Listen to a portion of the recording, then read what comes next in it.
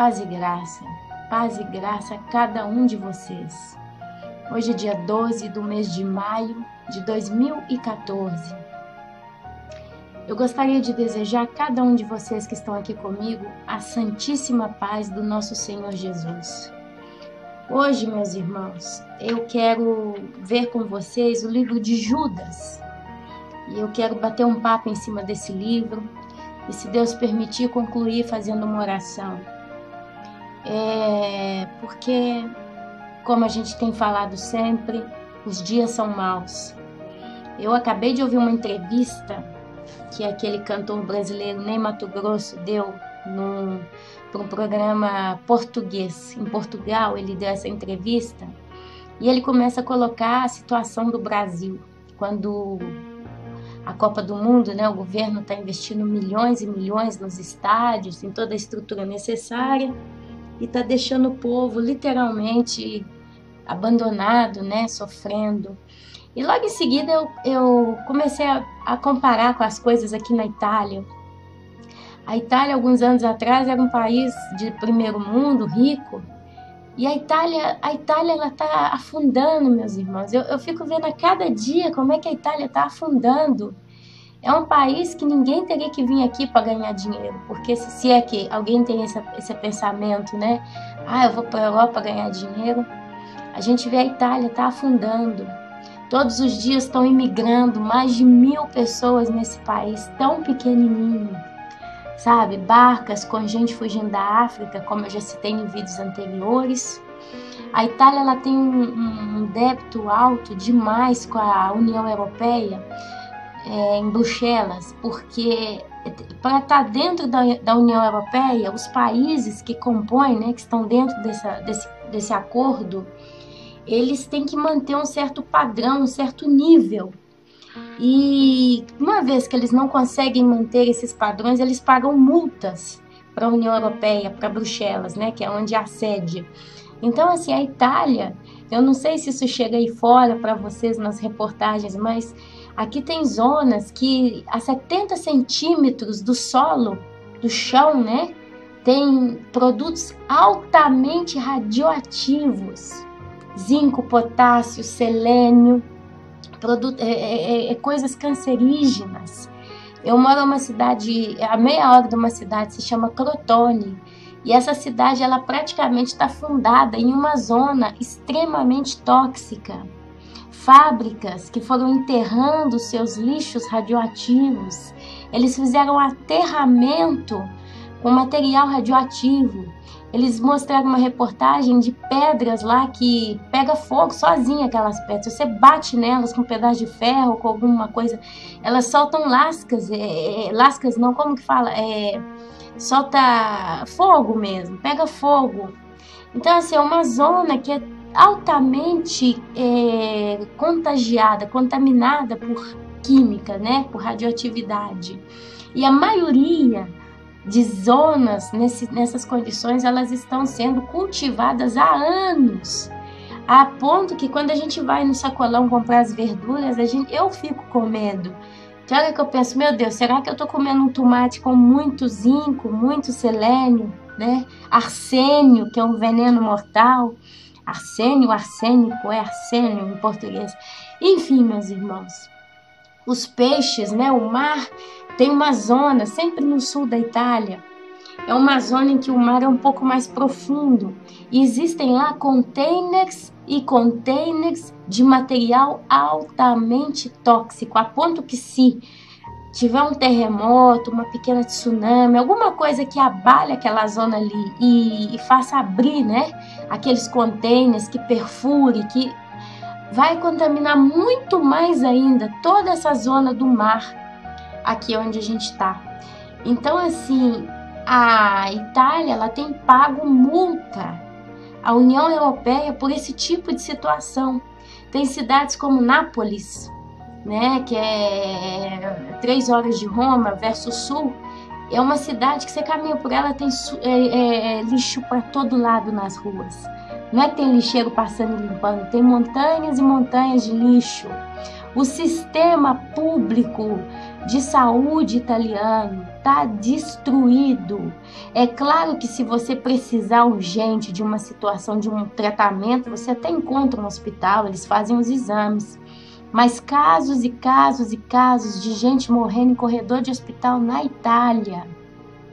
Escolas do sul da Itália sem nenhuma infraestrutura.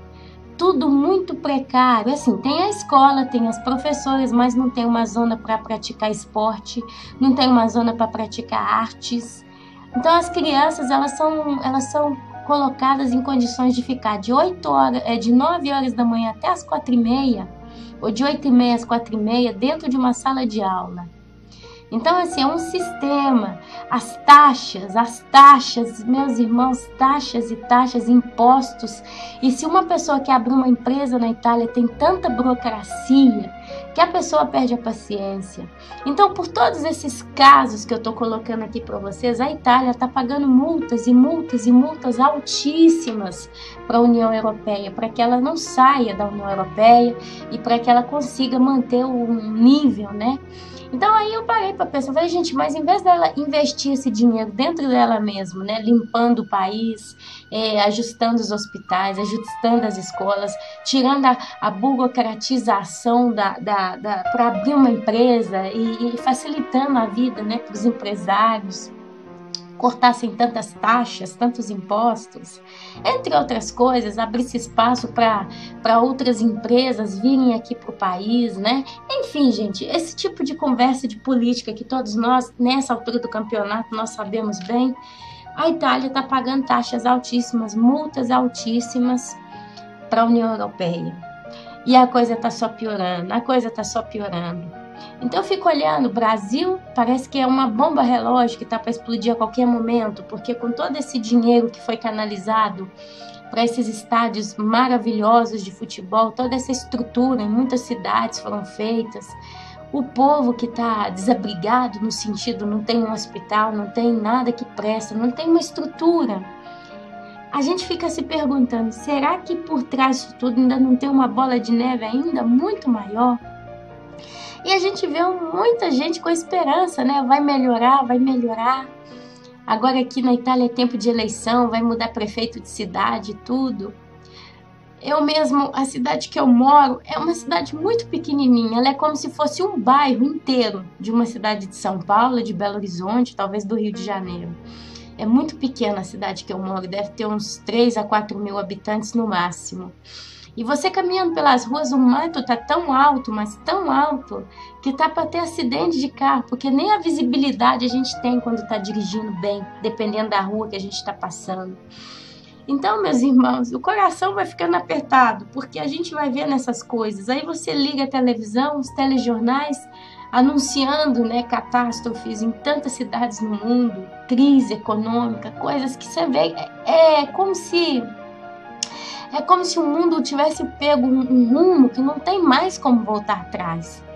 Por exemplo, mesmo que a Itália se ajuste, né, se ela consiga se colocar de novo num padrão de qualidade de vida, ela tira um tanto de problema. A gente vê um país que está tendo imigração de gente de fora, a maioria muçulmana, e eles têm entrado no país com a mentalidade deles, com o jeito de viver deles. É tanta confusão, meus irmãos, é tanta confusão. Basicamente, a Itália está aguentando nas costas sozinha essa imigração do pessoal da África que está fugindo de guerra. Os outros países da União Europeia fecharam as portas, não querem saber. E a Itália, para não deixar o pessoal morrer no mar, porque eles entram em barcas, balsas que vão 100, 200 pessoas nessas balsas. Eles não têm condição nem de se mover. Tem criança, tem mulher grávida. Então tá uma confusão, sabe? E agora mesmo eu vi no jornal que uma dessas balsas afundou com mais de 100 pessoas dentro e mais de 50 estão perdidas, eles não sabem, e tá chegando nas praias ainda africanas, porque eles não conseguiram, esse caso, eles não conseguiram nem sair do país deles. Na beira da praia tá chegando roupa, sapato do pessoal que morreu no mar. Então, assim, meus irmãos, é tragédia, né? É tragédia, é coisa que a gente tem escutado, que quando a gente crê num Deus vivo, a gente crê na esperança de Deus, e a gente sabe quando Deus começa a revelar que esse mundo jaz no maligno, a gente começa a vislumbrar com os próprios olhos essas coisas que têm acontecido e o coração começa a ficar apertado porque vem mesmo um sufoco, né? Um sufocamento na nossa vida. A gente vai ficando sufocado com tudo isso. Então, por que eu escolhi hoje ler o livro de Judas? Deus ele sabe de todas as coisas. Igual eu falei nos meus vídeos, quando eu começo a falar, meus irmãos, às vezes eu vejo, depois eu escuto muita coisa que eu gravo. Tem dia que aqui em casa eu ponho uma das minhas orações e eu escuto de novo, justo para estar ali em sintonia com Deus, né? Para fazer alguma coisa. E às vezes parece que alguma palavra é pesada. Às vezes a gente pode soltar alguma palavra pesada, alguma coisa, né, que possa até ofender alguém. Mas eu gostaria de dizer para vocês de todo o meu coração que cada vez que eu faço um vídeo, eu tenho um incômodo muito grande no meu coração. Eu fico sem paz, meus irmãos. É praticamente como se Deus me empurrasse, me sentasse nessa cadeira aqui, me ligasse o microfone e falasse, começa. Chegou num ponto que, igual agora mesmo que eu tô aqui registrando, eu tô com um pouco de dor de cabeça, um pouco de... O olho parece que tá querendo... tá ardendo, porque o tempo tá mudando, a gente tá entrando no verão, e a mudança de temperatura me deixa um pouco estonada. Mas me deu um aperto no coração tão grande, tão grande. Eu tava indo deitar um pouquinho, uns 10, 15 minutos, para ver se eu reposava, mas eu não consigo, meus irmãos. É como se uma coisa me empurrasse mesmo. Vai. E é por isso que eu falo. Às vezes, se sai alguma palavra pesada, alguém que está escutando falando, nossa, isso foi para mim. Eu gostaria de deixar do fundo do meu coração, meus irmãos, minha irmã, meu irmão, meu ouvinte. Não leve para o lado pessoal. Não leve para o lado dizendo, isso foi para mim. Não, meus irmãos. Quando eu me ponho aqui a falar, realmente Deus é quem eu creio de todo o meu coração que é Deus que está fazendo a obra. Deus, ele faz a obra, meu irmão, na vida de cada um de nós. Então, deixe isso no seu coração, deixe essa certeza no seu coração, que é ministério, assim como Deus tem usado o meu canal, Deus tem usado pessoas no mundo inteiro como sentinelas, anunciando os últimos dias, anunciando os últimos tempos. Então é de todo o meu coração realmente, sabe, que eu falo.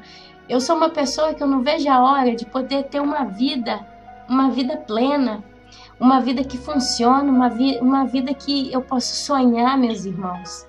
Eu posso ter projetos. Eu sempre fui uma pessoa que eu tive tantos projetos na minha cabeça. Eu sempre gostei tanto de pensar em criar coisas na minha vida. E já há alguns anos que eu não tenho mais esses pensamentos, porque eu cheguei à conclusão que não vale a pena investir num futuro que até então, nesse momento, nessa terra, nesse mundo está condenado. Então eu repouso o meu coração. Outro dia eu falei com Deus, Deus, o Senhor conhece o meu coração, o Senhor sabe como eu sou penserosa, né? De projeto, sonhadora, mas isso eu deposito no banco do Senhor aí no céu. Porque se um dia, na vida eterna, o Senhor tiver um trabalho para mim, eu creio que esse trabalho vai estar relacionado com projetos que eu vou poder criar alguma coisa. Deus, ele criou a cada um de nós com dons. E eu não acredito que esses dons vão ser desperdiçados na eternidade. Então eu coloquei a minha alma, meu coração, né, em paz, para sonhar num futuro melhor, mas um futuro governado pela mão do próprio Deus. A Bíblia diz do milênio, e a Bíblia diz da eternidade, a Bíblia diz dos salvos em Jesus que vão ser arrebatados. E eu creio que Deus tem coisas maravilhosas para cada um de nós, porque a Bíblia diz, nem olhos viram, nem ouvidos ouviram, nem jamais chegou ao coração do homem aquilo que Deus tem preparado para aqueles que o amam. E aí a pergunta que eu deixo no ar hoje é essa, você ama a Deus? Porque se você, assim como eu, ama a Deus, você pode ter certeza, seus olhos ainda não viram, não contemplaram, seus ouvidos ainda não ouviram aquilo que Deus tem preparado para você que está aí do outro lado aqui comigo ouvindo as minhas palavras. Então, meus irmãos, eu quero estudar, eu quero ler um pouco o livro de Judas. É um livro muito pequenininho, mas é um livro que é para nós. É um livro para nós. E eu quero discutir isso aí com vocês. Eu deixo nas mãos do Senhor, do Espírito Santo, como eu sempre tenho deixado, que Ele venha guiar cada uma das minhas palavras.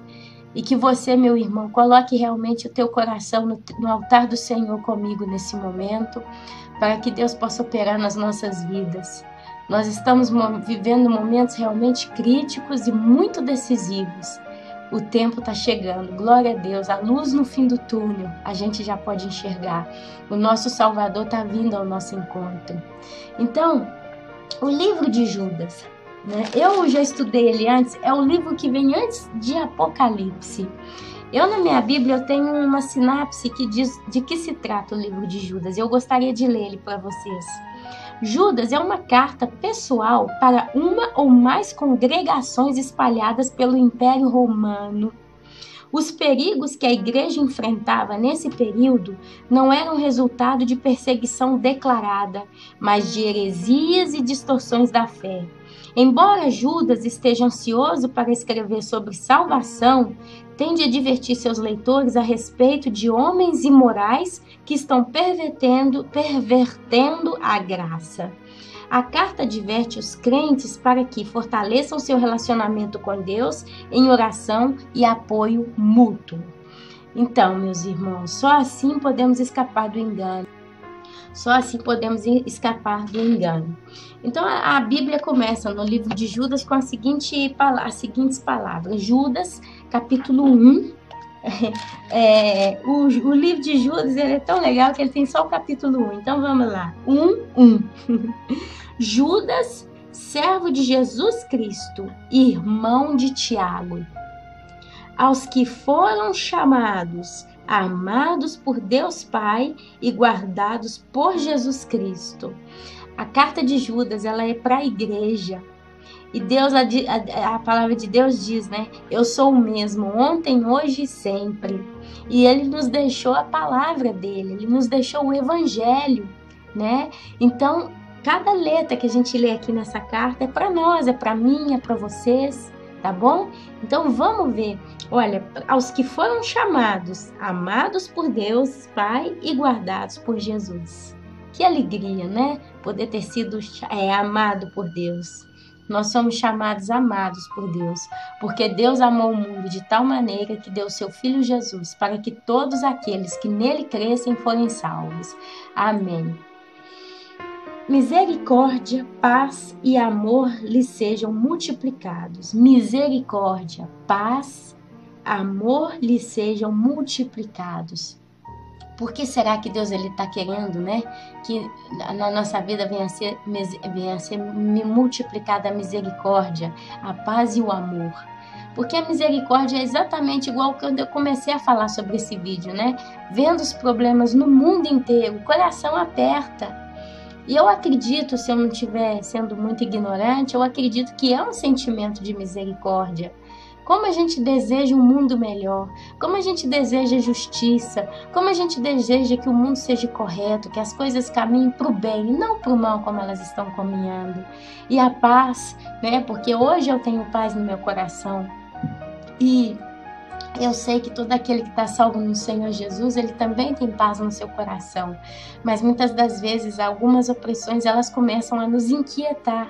Então aqui o apóstolo diz, né? Misericórdia, paz e amor lhe sejam multiplicados.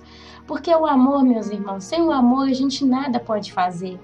É o amor quem traz a dedicação, o capricho, a vontade, o zelo de cuidar das coisas, da obra de Deus, dos nossos entes queridos. Eu, esses dias, tenho desejado no meu coração me consagrar ainda mais a Deus, orar nas madrugadas, nem que seja 10, 15, 20 minutos todas as madrugadas, ler mais um pedaço da Bíblia, fazer uma oração pessoal, porque é isso, sabe? Eu quero que esse amor se multiplique, cresça na minha vida, para que eu possa realmente ser diante de Deus uma pessoa que realmente o ama tanto, que tem muita sede, que tem muita fome, e que o Senhor, com a sua misericórdia, quem sabe, possa me usar, né? Para que eu possa ser algo, uma bênção no reino. Então isso é que o apóstolo fala, né? Misericórdia, paz e amor lhe sejam multiplicados. Aí ele começa a explicar algumas coisas. Ele queria pregar sobre salvação, mas como as igrejas em Roma, naquele tempo lá, estavam cheias de heresias, Aí ele começa a falar sobre essas coisas aqui. Então vamos ler. O pecado e o destino dos ímpios. Amados, embora estivesse muito ansioso por lhes escrever acerca da salvação que compartilhamos, senti que era necessário escrever-lhes insistindo que batalhassem pela fé, de uma vez por todas confiadas aos santos. Pois certos homens, cuja condenação já estava sentenciada há muito tempo, infiltraram-se dissimuladamente no meio de vocês. Estes são ímpios e transformam a graça de nosso Deus em libertinagem e negam Jesus Cristo, nosso único soberano Senhor. Embora vocês já tenham conhecimento de tudo isso, quero lembrar-lhes que o Senhor libertou um povo do Egito, mas, posteriormente, destruiu os que não creram. E quanto aos anjos que não conservaram suas posições de autoridade, mas abandonaram sua própria morada, ele os tem guardado em trevas, presos com correntes eternas para o juízo do grande dia. De modo semelhante a estes, Sodoma e Gomorra e as cidades em redor se entregaram à imoralidade e a relações sexuais antinaturais. Estando sob o castigo do fogo eterno, elas servem de exemplo. Oh, meus irmãos, aleluia! Da mesma forma, esses sonhadores contaminam o próprio corpo, isto é, a igreja, rejeitam as autoridades e difamam os seres celestiais. Contudo, nem mesmo o arcanjo Miguel, quando estava disputando com o diabo acerca do corpo de Moisés, ousou fazer acusação injuriosa contra ele, mas disse: que o Senhor o repreenda. Todavia, esses tais difamam tudo que não entendem, e as quais que entendem por instinto, como animais irracionais, nessas mesmas coisas se corrompem. Ai deles, pois seguiram o caminho de Caim, buscando lucro, caíram no erro de Balaão e foram destruídos na rebelião de Corá. Corá, eu expliquei para vocês em um dos vídeos passados, Corá, Datã e Apirão, está lá no livro de Deuteronômio, se eu não me engano, o livro, quando eles se rebelaram contra Deus, dizendo que não era só Moisés o líder. Que negócio era esse? Quem era Moisés para se auto-intitular como líder daquele povo? E que eles não aceitavam aquilo, que eles também tinham direito de ser líderes. Eles juntaram 250 homens e se rebelaram contra Moisés, a ponto que Moisés, com muita paciência, gira diante de Deus, ora, Senhor Deus, Deus manda aqueles 250 homens, né, irem na frente do templo. No final, Deus manda fogo naqueles homens, eles são queimados, se eu não me engano, e Corá, ele é tragado vivo para o inferno, ele, toda a casa dele, a família dele, o chão se abre e eles vão vivos para o inferno. Porque Moisés fala para eles ali da frente da comunidade, se a morte dele for uma morte natural, então não é Deus falando o que está acontecendo, né, no fato de eu ser aquele que tem liderado o povo de Israel. Mas se a morte dele, se Deus fizer ele morrer de uma morte extremamente diversa, né, uma coisa maravilhosa, diferente aos olhos, aí vai provar que Deus ele me estipulou para ser o líder. E logo em seguida, quando ele termina de falar, o chão se abre e Corá é engolido para o chão com toda a sua família, toda a sua casa, todos os seus bens. Eles vão morrendo vivos para o inferno e a terra depois se fecha acima deles. Então, o caso do Corá é essa aqui. Uma outra coisa aqui fala do pessoal: o Senhor repreenda, todavia se está transformando tudo que entendem. Fala de Gomorra, de Sodoma, né? Falam desses que se entregaram às imoralidades sexuais em todo modo. Aí continua, eu vou voltar um pouquinho, ó, no versículo 11. Ai deles, pois seguiram o caminho de Caim. Caim se rebelou contra Deus. Caim, ele literalmente mandou Deus... Eu não vou nem continuar, mas quando Deus vira para Caim, num dos momentos quando eles ofereceram o sacrifício, Deus vira para Caim e fala: Caim, mas por que seu coração tá assim? Por que você tá tão zangado, né? Não fica assim não, porque senão o pecado vai tomar conta da sua vida. E Caim respondia a Deus com um desaforo atrás do outro, né? Depois que Caim mata Abel, Deus vira para Caim, Caim, onde é que está o seu irmão? Aí gira Caim para Deus e fala, mas sou eu, como se fosse, eu sou responsável por ele para saber dos seus caminhos, como se diz, ele é grande e vacinado, ele sabe onde está, né? Quem sou eu para saber dele, né? E Balaão, eu confesso para vocês, eu não entendi quem era exatamente esse homem. Se era um homem de Deus, um homem que é israelita. Eu ainda não estudei muito o caso do Balaão, mas eu sei que Deus de algum modo falava com ele através de oráculos. E Balaão, durante um momento na vida dele, por dinheiro, ele se vende e Deus o mata, né? Ele morre. Foi um jumento que fala para Balaão que ele, se eu não me engano, ele iria morrer. Enfim.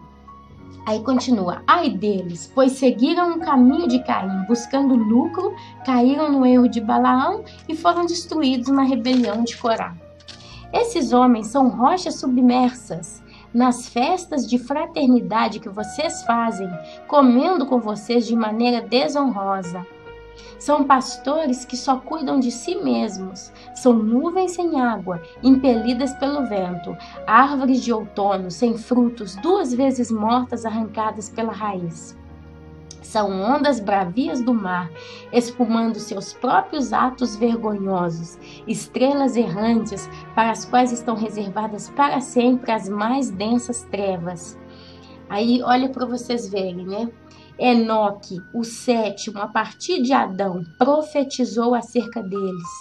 Vejam, o Senhor vem com milhares de seus santos. Em Apocalipse, capítulo 22, versículo 12, está essa passagem. Para julgar a todos e convencer todos os ímpios a respeito de todos os atos de impiedade que eles cometeram impiamente e acerca de todas as palavras insolentes que os pecadores ímpios falaram contra ele. Essas pessoas vivem se queixando, descontentes com a sua sorte e seguem os seus próprios desejos impuros. São cheios de si e adulam os outros por interesse. Eu já falei, tive um estudo, Ezequiel capítulo 34, né, os pastores e as ovelhas, que fala exatamente tudo isso aqui que Judas fala na carta dele. Mas aqui a Bíblia diz que esses homens eles já estão condenados. A Bíblia diz que são pessoas que não tem jeito, meus irmãos, né? São ondas bravas do mar, espumando seus próprios atos vergonhosos, escândalos atrás de escândalos. No final desse vídeo, eu vou colocar um vídeo pequenininho que eu vi do como esses tipos de pastores, que se chamam pastores, conseguiram praticamente destruir a vida de um homem. No final desse vídeo. Então, continuando, aí Judas vira, né, um chamado à perseverança. Olha para vocês verem como é que a Bíblia é profunda.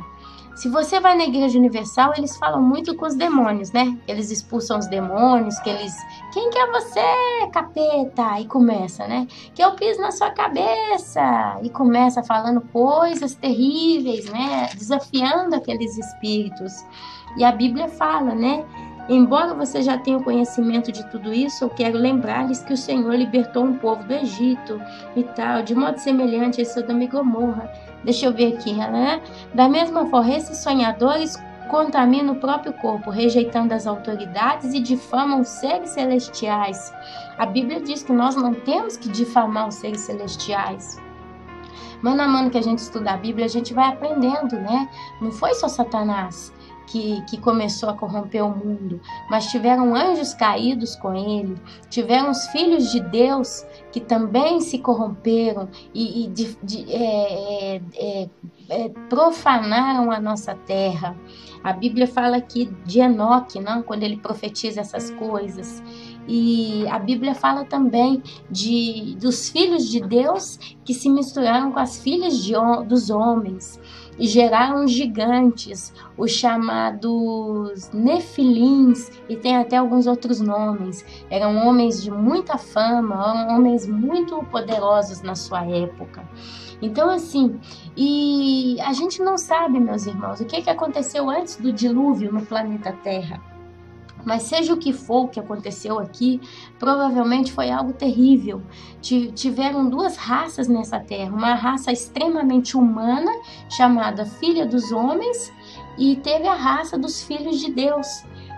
Talvez a gente pode até entender também como criações, criaturas de Deus, mas Deus os chama de filhos, esses chamados filhos de Deus, que viram as mulheres, né? A Bíblia fala lá no livro de, se eu não me engano, eu não lembro, no início, depois de Gênesis ou em Gênesis, que eles viram os filhos de Deus, viram as filhas dos homens e se apaixonaram, e tiveram filhos com elas e geraram gigantes. Então, assim, a gente não sabe o que passou por essa terra no passado. É um tema até um pouquinho perigoso, se eu virar e falar, eu quero estudar isso aqui, eu quero aprender a fundo, porque o medo de blasfemar contra Deus, né? Talvez falar alguma coisa a respeito desse assunto. Eu tenho estudado muito sobre ele, tenho visto muita coisa a respeito, mas esse tipo de vídeo, de falar sobre esses nefilins e todas essas criações aqui que eu tenho estudado, eu confesso para vocês que eu estou guardando só para mim. Eu ainda não senti no meu coração essa chamada de Deus de dizer, fala, né? Vai, faz um vídeo. Porque é um assunto muito delicado que, se alguém for falar, tem que falar diante do Espírito Santo, porque a Bíblia nos adverte, né? Rejeitaram a autoridade de Deus e difamaram os seres celestiais. A gente tem que ter muito temor a Deus para falar. Como a gente não viu, como a gente não ouviu, como a gente não sabe, a gente se limita a colocar o máximo que a Bíblia nos permite dizer. E eu nunca fui uma pessoa estudiosa, né? Eu nunca estudei escatologia, eu entrei no seminário, tive uns estudos profundos, eu tentei fazer, mas não me foi permitido, e tudo que eu sei, meus irmãos, é o Espírito Santo realmente que vai me revelando pouco a pouco, e eu procuro estudar, coisa que a própria Bíblia diz que cada um de nós precisamos fazer, né? A Bíblia diz, buscar conhecimento, buscar entendimento, buscar sabedoria, buscar inteligência, e Deus te dá com boa vontade. Então tem coisas que até um certo momento eu tenho reservado só para mim mesma. E se Deus quiser, se Ele quiser trazer essa revelação a partir do momento, para mim em primeiro lugar, confirmando as coisas que eu tenho aprendido, eu vou me dar, né, à disposição de estar falando a respeito. Mas se a gente, voltando ao assunto aqui, como a Bíblia diz, desses homens, né, desses chamados pastores, eles difamam os seres celestiais, sem saber do que estão fazendo, né? Eles escarnecem mesmo. E a Bíblia fala, né? Até o anjo, né, quando pegava o corpo de Moisés, ele não falou com Satanás, eu vou pegar e basta. Entre eles sabem quem é quem. Eles sabem o poder que cada um deles tem. E ali eles têm esse respeito uns pelos outros. Então, depois de tudo isso, né, fala que Enoque, o sétimo a partir de Adão, Enoque andou com Deus e Deus o levou para si. Enoque, ele diz, né, ele profetiza, vejam, o Senhor vem com milhares de seus santos. Muitos estudiosos dizem que esses santos aqui seremos nós, depois do arrebatamento, quando Jesus vier sobre o Monte das Oliveiras, onde esse monte vai se dividir em duas partes, e ele vai julgar a terra, né? Então, ele diz que nós vamos vir em cavalos brancos e tudo.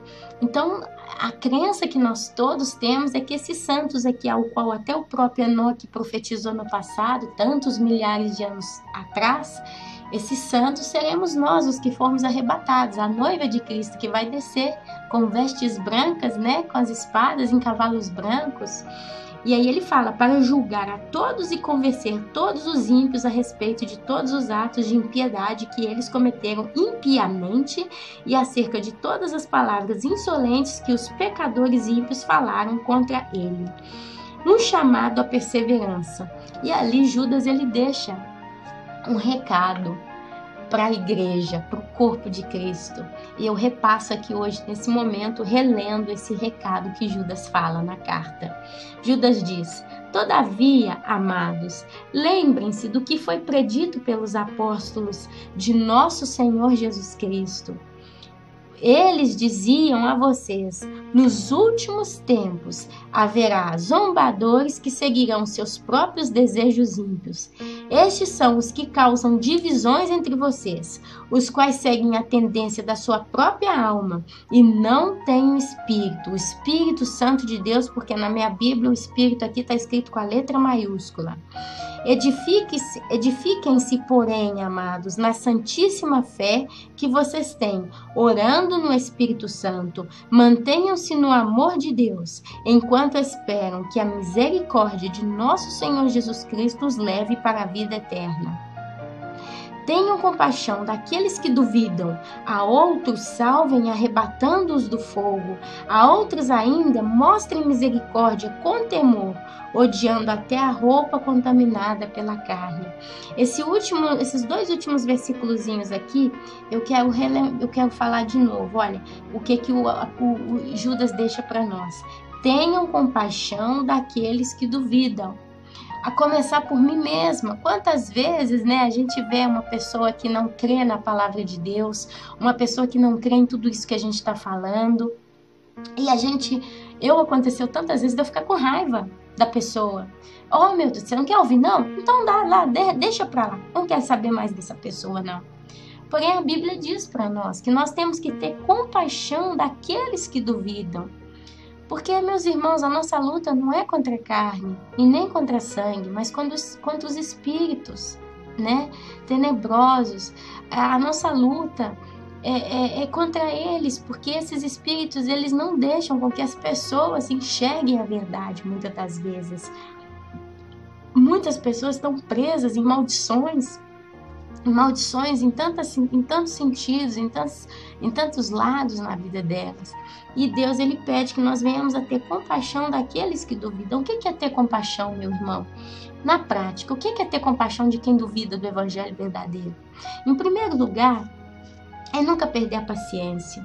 E eu tô falando para mim mesma isso. É como se eu mesma estivesse alertando a mim mesma. Então, a primeira coisa é nunca perder a paciência.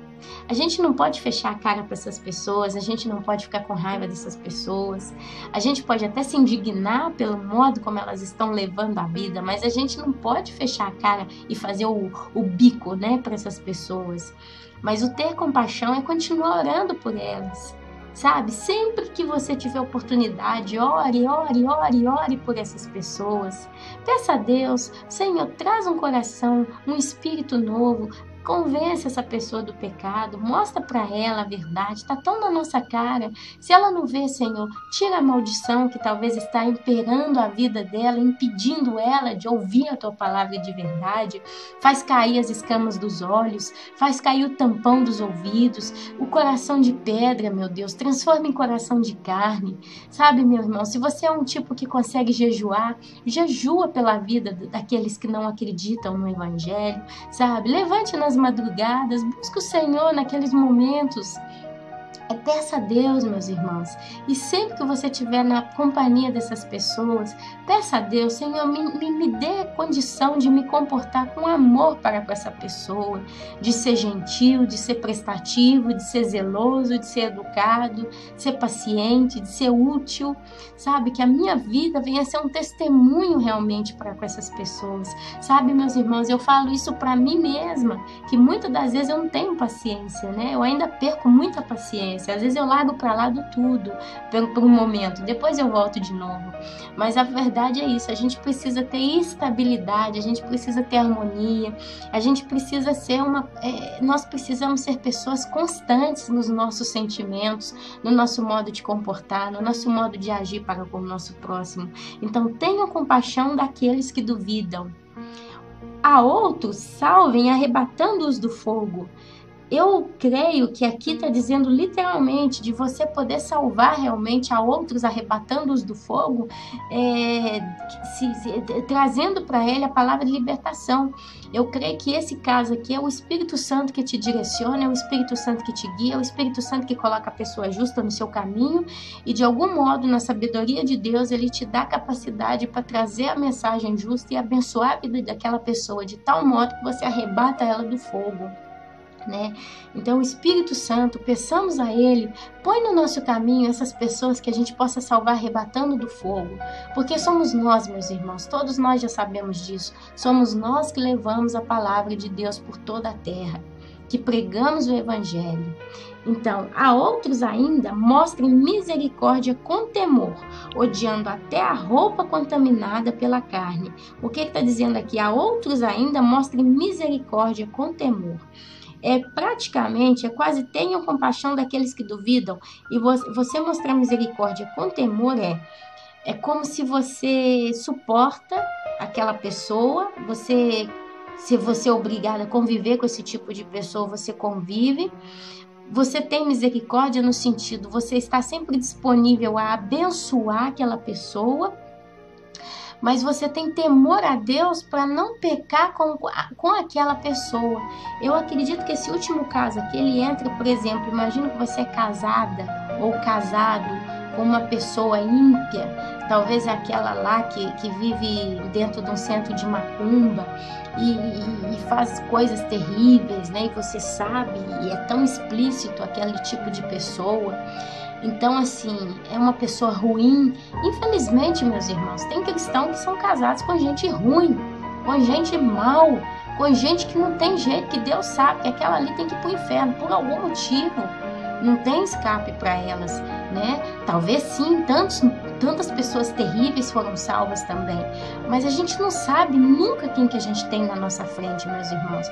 Porque a salvação pertence a Deus. E é o Espírito Santo que convence o homem do pecado. Então nós não temos nunca como saber se aquela pessoa que nós temos à nossa frente, ela será uma pessoa salva pela graça e o amor de Deus e não vai parar no inferno, ou se é uma pessoa que não tem chance, talvez é alguém que vai receber a marca da besta, talvez é alguém que vai estar sempre se rebelando contra Deus. Talvez Deus não vai salvar certas pessoas, porque Deus já sabe. Quem sabe esse aqui, se eu salvar aquele ali, até que ele fosse para o céu, ele se rebelaria como Satanás se rebelou, mesmo vendo toda a minha glória, porque a Bíblia, ela toda no seu conteúdo, ela mostra exatamente esse tipo de rebelião. Outro dia eu me perguntava, mas por que Deus ele diz que ele sonda os nossos corações e ele vai julgar também as intenções dos nossos corações? E eu acredito que é isso, meus irmãos. Eu acredito que Deus ele vê certas pessoas na terra que às vezes elas até se aparentam ser boas, ou às vezes elas são muito maus, e a gente não sabe, é uma pessoa, um ser humano, né? E Deus ele vê dentro do coração daquela pessoa e ele sabe, talvez, aquele ali, se eu salvar ele for para o céu, depois de muitos milhares de anos, na eternidade ele vai se rebelar contra mim. Talvez isso também é um dos motivos pelo qual Deus já determinou algumas pessoas para o inferno, para a perdição total. A Bíblia fala sobre rebelião. A Bíblia fala dos filhos daqueles que são herança de Deus, né? Que foram dados a Jesus, aqueles que foram predestinados, e tem aqueles que não foram, são os chamados filhos da perdição no livro de Apocalipse. Então, como eu estou falando, a gente não sabe quem nós temos à nossa frente, mas aqui Judas ele nos diz, a outros ainda, mostrem misericórdia com temor. Então, voltando ao exemplo, imagina que aquele marido cristão, um homem de Deus, é casado com a mulher que tá o tempo todo fazendo macumba para matar os outros, tá fazendo coisas terríveis, é um monstro. Então, mostra misericórdia, o que seria? Nos momentos que aquela pessoa precisa, você está à disposição, você está sempre disponível, você está sempre abençoando, mas com temor. Talvez aquela ali vira para você e fala assim, olha, hoje eu preciso fazer um trabalho no centro, eu preciso comprar 2 galinhas pretas, você vai lá comprar para mim? Aí entra o temor, peraí, eu mostro misericórdia, mas eu não vou julgar o jogo dela. Aí entra o temor, peraí, isso aí para você eu não posso fazer, né? Porque você tem a sua crença, eu tenho a minha. Ah, mas eu vou julgar uma maldição na sua vida. A minha vida está nas mãos de Deus, é Ele quem me guarda. Então, meus irmãos, é o Espírito Santo mesmo. Olha aqui, odiando até a roupa contaminada pela carne. A Bíblia diz que nós temos que odiar o pecado, meus irmãos. A gente tem que odiar tudo que é maldito, tudo que é pecado, tudo que é sujo, tudo que blasfêmia contra Deus, sabe? Tudo que profana a palavra de Deus, as coisas de Deus, as coisas criadas por Deus. A gente precisa ter esse coração no altar do Senhor todos os dias. Muito temor. O temor é o princípio de todas as coisas. A gente precisa ter temor. Porque o temor ele não é medo. O temor ele é respeito. É você saber quem você é e quem é Deus. Você é a criatura e Ele é o Criador. Você não é onipotente, você é limitado e Ele é onipotente, é o Todo-Poderoso. Você não é bom, você tem bondade pela graça do Senhor na sua vida, mas Ele é bom, Ele é amor, Ele é glória, Ele é força, Ele é o Criador de todas as coisas, Ele é o Salvador, Ele é o Redentor, Ele é o Justiceiro, o reto juiz. Então ter temor é ter consciência, quem é Deus e quem sou eu, ou quem é Deus e quem somos nós. E aí a gente parte, a gente respeita, você honra a esse Deus, porque não é por medo, eu vou ser bonzinho, eu não vou pecar para não ir para o inferno, não. Você é bom, você busca a Deus, você respeita a Deus porque você o ama e você sabe que Ele é o seu único, exclusivo Senhor e Salvador da sua vida. E para fechar vem a doxologia. Aquele que é poderoso para impedi-los de cair e para apresentá-los diante da sua própria glória, sem mácula, e com grande alegria ao único Deus, nosso Salvador, sejam glória, majestade, poder e autoridade, mediante Jesus Cristo, nosso Senhor, antes de todos os tempos, agora e para todos os sempre. Olha, aquele que é poderoso para impedi-los de cair, isso é temor. É quando você sabe que o único que pode impedir a nós de cair, que esse cair é um cair total, é um cair final, é um cair sem volta. E é Deus quem nos impede de cair. E para apresentá-los diante da sua glória, sem mácula, porque nós somos lavados e ungidos, limpos pelo sangue de Jesus Cristo. E com grande alegria, a Bíblia diz, né? Aquele que é poderoso para impedi-los de cair e para apresentá-los diante da sua glória sem mácula. E com grande alegria, o dia que nós formos apresentados a Deus, diante dele, nós vamos ver a glória dele. E aqui a Bíblia fala que nós chegaremos ali com grande alegria. Ao único Deus, não existe um outro Deus além desse, ao único Deus, nosso Salvador, sejam glória, majestade, poder e autoridade, mediante Jesus Cristo, nosso Salvador, antes de todos os tempos, na eternidade passada já era quem era, agora no nosso presente, nosso Jesus que está lá no céu esperando para vir buscar sua noiva, e para todo sempre, nosso Rei dos Reis. Amém. O livro de Judas, meus irmãos, livro vindo antes de Apocalipse. Agora, eu vou ler para vocês algumas coisas que eu escrevi a respeito do livro de Judas. Eu espero não trazer confusão. Eu vou ler exatamente como eu escrevi. Tem algumas referências bíblicas. Então, glória somente a Deus. Provérbios, a partir do capítulo 22, versículo 22, começa a dar instruções muito práticas para a conduta da vida. Observação. Veja, cada uma sinalizando com uma estrelinha. Aí na minha Bíblia eu coloquei essas instruções e eu coloquei um sinalzinho, né? Então, Provérbios capítulo 22, versículo 22. Aí eu escrevi também, Judas capítulo 1, 22, compaixão, sentimento de pesar que nos causam os males alheios, bem como uma vontade de ajudar o próximo, sentimento de simpatia ou piedade para com o sofrimento alheio, auxiliando ao desejo de ajudar de alguma forma. Sinônimos: condolência, dor, enternecimento, piedade. Muitas das vezes, quando eu vou ler na Bíblia, eu vejo algumas palavras que eu acho que eu sei o que significa. Mas eu começo a pensar, falo, mas será que é isso? Me tem algumas dúvidas. Daí eu corro no dicionário e escrevo o que significa. Então a palavra compaixão, eu escrevi sobre ela, é isso que eu acabei de ler, ok? Enfim, vivemos em um mundo extremamente perigoso. E a maioria das pessoas não tem a menor ideia disto. Por isso nos firmemos àquele que é poderoso para impedir e para nos apresentar diante da sua glória, para impedir a nossa queda e para nos apresentar diante da sua glória, sem mácula e com grande alegria. Deus, o nosso Salvador, mediante a Jesus que já o era antes de todos os tempos e para sempre. Amém. Aleluia, meus irmãos. É isso que eu tinha para ler. Aqui no início do meu livro, eu escrevo, no livro, na Bíblia, né, nas minhas anotações, eu escrevi: hoje a Igreja de Cristo se encontra nas mesmas condições e deixemos de lado o catolicismo. Deixemos de lado o catolicismo como representantes de Cristo, pois essa, desde que surgiu, veio pagã e herética. Então, no caso aqui, eu estou escrevendo sobre o catolicismo, porque quando eu virei crente, há mais de 15 anos atrás, a gente tinha em foco só o catolicismo como aquela religião cristã que ia contra a vontade, a palavra de Deus. E aqui eu deixei essa observação. Vamos deixar de lado o catolicismo, que esse é uma coisa à parte, mas consideremos a igreja evangélica apostatada de pastores e líderes e levitas corruptos que, para ganhar dinheiro, promovem verdadeiros espetáculos dentro de suas igrejas, etc, etc, etc. Enfim, meus irmãos, esse era o estudo que eu gostaria de deixar para vocês hoje. Eu vou colocar um vídeo no final desse vídeo para vocês verem o caso de um senhor que, seguindo a Igreja Universal, ele teve muito problema na vida dele. Antes disso, eu quero fazer uma oração para terminar, para fechar essa palavra, pedindo a Deus que realmente nos capacite. Oh, meu Senhor, nós estamos realmente em tempos difíceis, mas nós somos teus, nós pertencemos a Ti.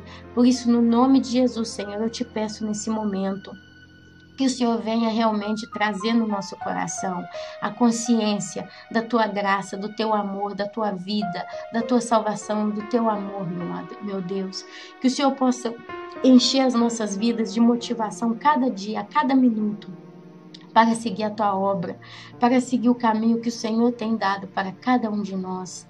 Meu Deus, se tem alguém hoje aqui nesse momento comigo que está passando por momentos de tristeza, por momentos de opressão, por momentos de confusão na vida deles, que o Senhor possa estar trazendo, Pai, livramento geral, para que nós possamos estar firmes no Senhor, que o Senhor venha encher os nossos corações com temor, que o Senhor venha encher os nossos corações com a Tua graça, com o Teu amor, Pai. Revista-nos, Senhor, com a armadura de Deus que está ali no livro de Efésios, capítulo 6. Oh, meu Pai, em nome de Jesus, o capacete da salvação, a couraça da justiça, a espada da palavra, oh, meu Pai, as sandálias da fé. Senhor, que o Senhor possa estar realmente nos cobrindo, meu Pai, com a Tua graça, nos cobrindo com a Tua força, nos cobrindo com o Teu amor, abrindo as portas a cada dia para que nós possamos passar e romper em fé, Pai. Que o Senhor nos livre, Pai, de todas as maldições e que o Senhor enche os nossos corações para com o nosso próximo. Que tudo que a gente leu ali no livro de Judas, que a gente possa colocar em prática os conselhos, aquilo que o apóstolo, que Judas, né, eu nem sei dizer se era um apóstolo, aquilo que Judas colocou nesse livro, que a gente também possa estar ouvindo como se fosse o pessoal daquela época ali, Pai, que ouviu aquela carta, que recebeu das mãos do próprio Judas, Senhor. Encha-nos, ó meu Pai, capacita-nos. Eu te agradeço no nome de Jesus, Senhor. Eu te agradeço de todo o meu coração. Meus irmãos, é isso que eu queria dizer.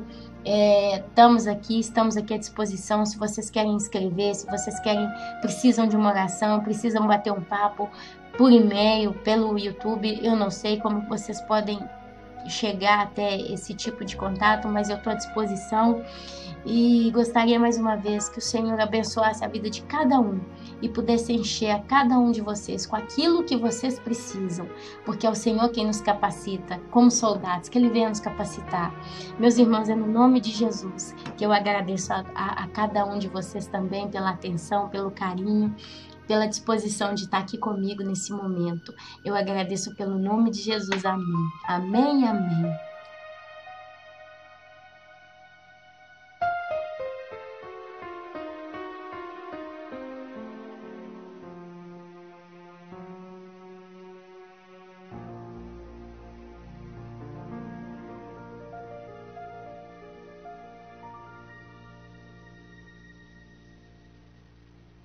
Olá, Fernanda. Então, eu passei a tarde conversando por muito tempo com a família do homem e com o advogado. E esse advogado me disse que chegou a frequentar a igreja para entender o que acontece lá naquele lugar e o tipo de pressão que o cliente dele sofreu. Vamos ver?